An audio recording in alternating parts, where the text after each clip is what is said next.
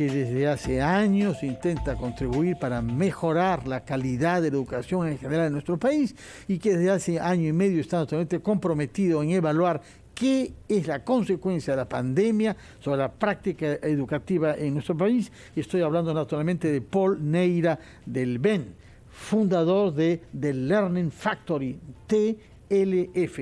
Señor Neira, muy buenos días y bienvenido a RPP. Hola Fernando, Carlos, buenos días, muchas gracias. Usted sabe mejor que nosotros que la sociedad peruana está dividida entre quienes quieren acelerar el retorno a las clases presenciales y consideran que el Perú ha tomado un retraso inexplicable en este campo, con muy malos resultados para los niños, para las familias, y quienes piensan que no es prudente hacerlo y que hay que esperar hasta marzo, sobre todo ante la perspectiva de una eventual tercera ola. ¿Cómo hacer para que estos dos sectores dialoguen, no se excluyan el uno al otro y busquemos alguna solución? Porque es verdad que la situación se ha vuelto insostenible. Sí, Fernando, tienes razón en tu análisis, pero yo quisiera detenerme un segundo resaltando lo siguiente. Lo que es verdad a este momento es que ya se convirtió en un tema de agenda pública la necesidad de discutir abiertamente, de conversar, de consensuar, de encontrar puntos de encuentro respecto a cómo debemos volver a clase. Creo, sin ánimo de equivocarme, digamos, de que todo el mundo está claro que tenemos que volver a clase. Incluso el día de ayer el ministro de Educación estuvo también contigo el día domingo y él ha anunciado el esfuerzo y el compromiso del sector para una vuelta a clase. Entonces, creo que en ese punto respecto al tema de vuelta a clases, todos estamos de acuerdo que tenemos que volver. Lo que en realidad tenemos que focalizarnos ahora es cómo, cuándo y dónde. Y allí es donde creo que hay que tender puentes a ese respecto entre aquel grupo de padres de familia que está con temores, en desacuerdo, con una posición más reticente, digamos, ante la posibilidad de volver a clases, y aquel que está impulsando efectivamente que se hagan los pasos más rápidos para la vuelta a clases. En ese sentido hay que aclarar, digamos, y creo que ese es el puente de oro que se tiene que transar entre estos dos grupos, digamos, es que no podemos asumir que se va a regresar a la misma realidad antes de la pandemia. Las clases no pueden ser de 7:45 a 3 de la tarde, de 7:45 a 1 de la tarde, ni mucho menos. O sea, la realidad educativa va a cambiar profundamente. Pero también es cierto de que no es sostenible, como bien lo has resaltado tú, porque la pérdida de los aprendizajes es galopante. Un estudio reciente en el Brasil ha demostrado que para poder recuperar los aprendizajes en quinto de primaria de matemática van a tomar 14 años para poder alcanzar los resultados que se tenía antes de la pandemia. Y si vamos a lectura y comprensión lectora, digamos, el rango de tiempo disminuye a 5 años. Igual estamos hablando de una brecha enorme, gigantesca, que tenemos que tomar acciones rápidamente. Por eso es que creemos, digamos, en un sentido, los que estamos siguiendo este tema de hace mucho tiempo atrás y abogando porque se construya un plan adecuado, correcto, claro, transparente y además predecible de vuelta a clases, porque la pérdida de los aprendizajes es enorme. Sí, señor Neira, ¿qué tal? Le saluda Mónica Delta. Lo Hola, que quería Mónica. era abocarme un poco a ver de qué manera se pueden minimizar riesgos y eventualmente, probablemente, derribar un prejuicio que creo que sí está dentro del debate también, más allá de lo que usted ha señalado. Y es que si todos regresan a la vez a la semipresencialidad o a la presencialidad, va a ser mucho más difícil que si lo hacen algunos contando con las condiciones de bioseguridad necesarias. Entonces, algunos dicen, si solamente pueden algunos, que serían los que podrían acceder a colegios que están en mejores condiciones, hay un acto de discriminación. Desde su punto de vista, ¿cómo podemos evaluar esto y cómo podemos acercar a un punto medio la decisión en ese sentido? Mónica, discúlpame que no te salude, pero en todo caso... tranquilo. Mira, Mónica, es cierto de que hay un tema de peligro de exclusión cuando tú priorizas a colegios que tienen mayores capacidades o mayores recursos para la vuelta a clases respecto de aquellos que no.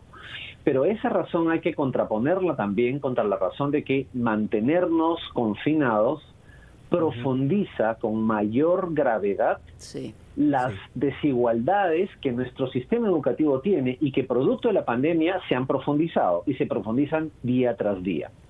Dicho eso, digamos, para tratar de equilibrar un poco la conversación, yo creo que hay una capacidad del Estado de poder tomar decisiones en el territorio y poder encontrar un equilibrio correcto de abrir planes piloto de implementación que respete los niveles socioeconómicos para poder equilibrar la balanza, por un lado, y por otro lado, que el mismo sistema comience a aprender cómo es la vuelta a clases en una condición compleja como la que estamos viendo ahora, pero también ir progresivamente aumentando su capacidad de ir sumando estudiantes, porque, como tú bien lo has dicho, digamos, es imposible asumir de que podemos regresar los 8.300.000 estudiantes de un porrazo a clases, porque eso sería una o sea, ya el esfuerzo de echar a andar la maquinaria va a ser brutal, porque además el esfuerzo logístico de poder poner a punto los colegios, solo en un tema de limpieza,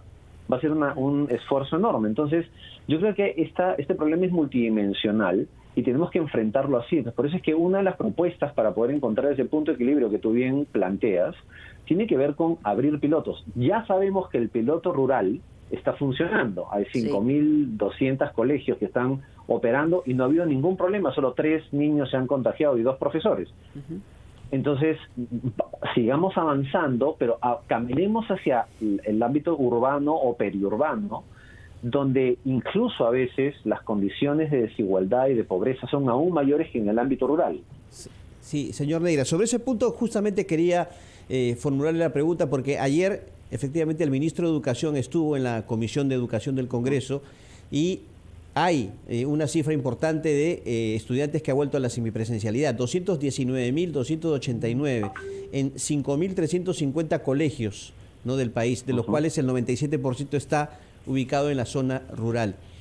Usted dice efectivamente de que el nivel de contagios ha sido muy bajo, pero desde el punto de vista, diríamos, educativo, pedagógico, en estos colegios se ha conseguido la adaptación necesaria y los objetivos planteados al volver a la semipresencialidad? Allí hay dos cosas que funcionan, Carlos. Efectivamente, el ministro ayer ha hecho una buena exposición. Además, nos ha permitido conocer cuáles son la letra más chica, digamos, de cada uno de los ejes de la emergencia educativa, y claramente estamos de acuerdo que se tiene que declarar en emergencia educativa. Y la primera etapa del proceso ha sido una etapa de adaptación, en la cual se han medido 3 vectores fundamentales. El primero tiene que ver con el nivel de aprendizaje de los estudiantes, o sea, cómo están llegando los estudiantes después de estar un año fuera de clases en el caso de estos colegios. El segundo tiene que ver con el tema del bienestar, es decir, cómo están emocionalmente, cómo están socialmente, cómo están físicamente incluso, porque no necesariamente, digamos, el confinamiento ha favorecido el estado físico de los niños, niñas y adolescentes. Y el tercer vector tiene que ver con el tema de los docentes, es decir, sus capacidades para enfrentar este nuevo escenario. La información que se tiene respecto de el avance de este punto es bastante positivo, es decir, los docentes se han ido adaptando a este proceso de una nueva condición de operación de su trabajo. Los estudiantes, desafortunadamente, han tenido vacíos en aprendizaje, pero se están comenzando a recuperar, y acuérdense que hay además recursos educativos ex profeso preparados para este retorno a clases en el ámbito rural, y claramente se está aprendiendo muchísimo del proceso y del protocolo, digamos, incluso ya se está convirtiendo en una costumbre, en un hábito, todo el tema de la limpieza, del cuidado, de las mascarillas, y del cumplimiento de estos elementos por parte de los niños. Entonces, es positivo la experiencia, pero claro, lo que se reclama ahora, y es parte de los compromisos de la emergencia que expuso ayer el ministro Cadillo, es una vuelta, pero el aceleramiento de este proceso, de estos pilotos, porque como tú bien has dicho, el 97% está en el ámbito rural, pero solo un 3% en algún nivel de ciudades del interior, incluso el país, donde no necesariamente la masa más grande de matrícula Sí, está ahí. robando tiempo, por favor, señor Neira, quisiéramos saber, usted dice que habrá un retorno, pero no a la escuela de antes, sino habrán cambios en términos de aforo en las aulas, de horarios alternos, de uso del aire libre, etcétera. ¿Por qué es que tenemos que seguir fijados a la fecha de mediados de marzo y no adelantar el retorno si es que superamos con éxito, como deseamos y esperamos, una eventual tercera ola?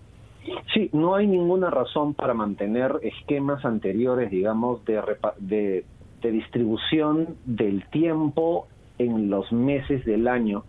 Esta es una discusión larga en el país porque hay zonas en el país que funcionan con otros calendarios por el tema de la siembra, digamos, y las vacaciones no necesariamente coinciden con las vacaciones, digamos, de la costa. Esta es una oportunidad para impulsar este tipo de cambios que van a favorecer las condiciones para que los estudiantes aprendan. Ahora, es importante mencionar un tema más, Fernando, que tiene que ver con que probablemente dentro del sistema educativo el ámbito de educación superior universitaria sea el lugar donde tenemos que mirar a cómo enfrentar un tema de semipresencialidad en el proceso de implementación de las clases. De todo el sistema educativo, la educación superior universitaria ha demostrado mucho éxito en enfrentar el problema y creo que tenemos que aprender en el ámbito escolar de eso. Son estudiantes adultos, mientras que los niños necesitan compañía y afecto y compañeros. Muchísimas gracias, Paul Neira, por sus explicaciones y ojalá que su voz y la de los especialistas sea escuchada por las autoridades. Son las 9:30, momento de ir a los titulares de la media hora antes de retomar ampliación de noticias.